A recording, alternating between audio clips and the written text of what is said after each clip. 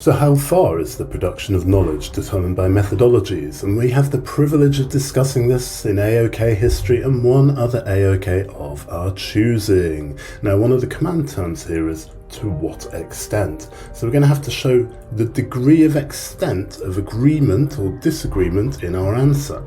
The other command is discuss, which means we've got to look at this from a number of different perspectives. Now, most of you will know what methodologies are, but if you don't, it's how knowledge is produced, the ways in which knowledge is produced. And for more details, you'll need to refer to the knowledge framework for the area of knowledge that you are discussing, which you'll find in the ToK study guide that you can get from your ToK teacher.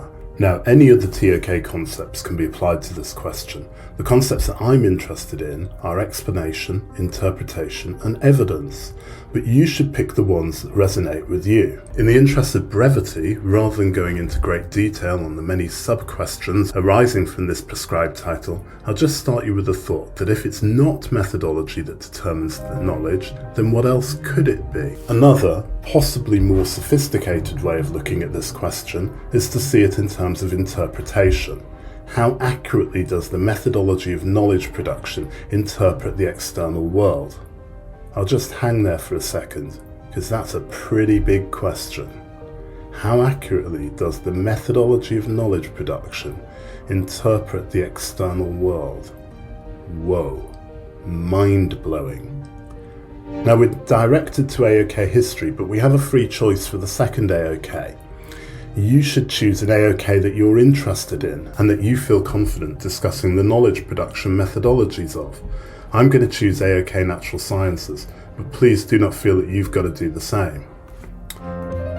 Now, obviously students who study history in their DP will have some advantage answering this question because they study historiography as part of their Group 3 subject.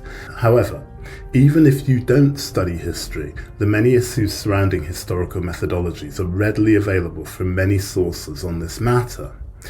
If I were to detail and explain the many issues surrounding the methodologies of historical knowledge, this video would be very, very long, and my aim is to keep it under 10 minutes. So I'm just going to give you a few topic headings that you could look into if you're writing this essay. These issues include the retrospective nature of history in the context of the modern historian, the scarcity of evidence, the interpretation of that evidence by human historians, primary versus secondary evidence, macro versus micro explanations in the quest for validity, and construction of retrospective causation and confirmation bias. These are just a few of the issues that could be discussed regarding the methodology of history. If you want to know more about these issues, then I go into great detail on these in the essay notes on Essay 6, available from the ToK Today website. However, remember, the question isn't about what are the issues regarding the methodologies of history. It's about whether the methodology determines the knowledge produced. And therefore we would only be looking at the issues of the methodology to ascertain whether they produce objective, valid and reliable knowledge, or whether they produce knowledge which is subject to some form of bias or interference, or other form of inaccuracy. This takes us back to that central first sub-question I mentioned, which is, if it's not methodology which determines knowledge, what else could it be? And remember, we're looking at to what extent in this question. Therefore, we can argue that it can be a bit of methodology and it can be a bit of these other things which come out from these issues. A final point on AoK history. I think that this question lends itself to a discussion about the wider values underlying the development of academic history. There is potential here to discuss normative androcentric European historical frameworks. For example, there is also scope here for looking at anti-colonial history, feminist history, black history, and LGBTQ+ histories, for example. Now let's move on to AoK Natural Sciences. The reason I chose natural sciences is that, in my opinion, the methodology is much more straightforward than in the other areas of knowledge. The scientific methodology is very well defined, there are lots of sources explaining it, and it's applied in a fairly standardized way across the whole area of knowledge. Now, to analyse whether the methodology of natural sciences determines the knowledge produced, we could look at how the following factors relate to standardization. subjectivity and bias in the various stages of research methodology, open accessibility to scientific reporting and peer review, and research ethics. I see standardization of methodology and therefore consistency in research findings as the key to understanding whether methodology is responsible for results in the natural sciences. Essentially, we're trying to assess the objectivity of the scientific method, and in this scenario, I'm measuring objectivity by the degree to which the scientific method accurately measures a physical external world. Some of you will see the empiricism versus rationalism debate creeping in here, and yes, I've been found out. That's where I go with this essay. Now, I haven't written counterclaims nor specific evaluation points in this video, as I think the essay will be evaluative throughout. The command term of "to what extent" invites a structure within which evaluation is used throughout the essay.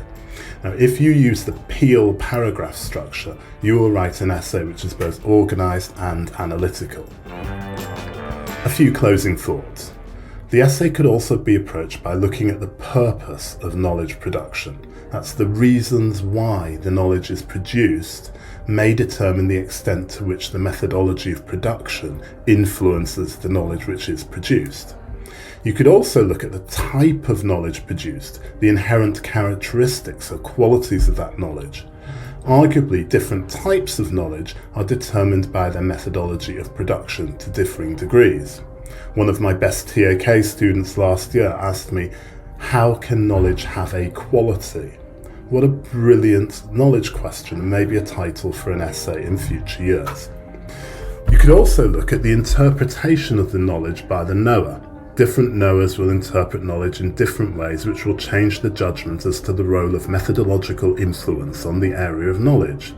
We could easily bring in ideas here such as the perspective of the knower and maybe values, ideology and culture. I like this essay title. It may be my favourite essay of this season. And if you want more details about the ideas raised in this video, you can pick up the essay notes from the ToK Today website. Those notes are over 5,400 words long, and they contain far more detail and more arguments than this video. They also include references, sources, evaluation points, more than you'll ever need to write a great ToK essay. Please feel free to email me at daniel@toktoday.com. I wish you the best of luck with your ToK essay, and please remember to stay ToKtastic. Bye.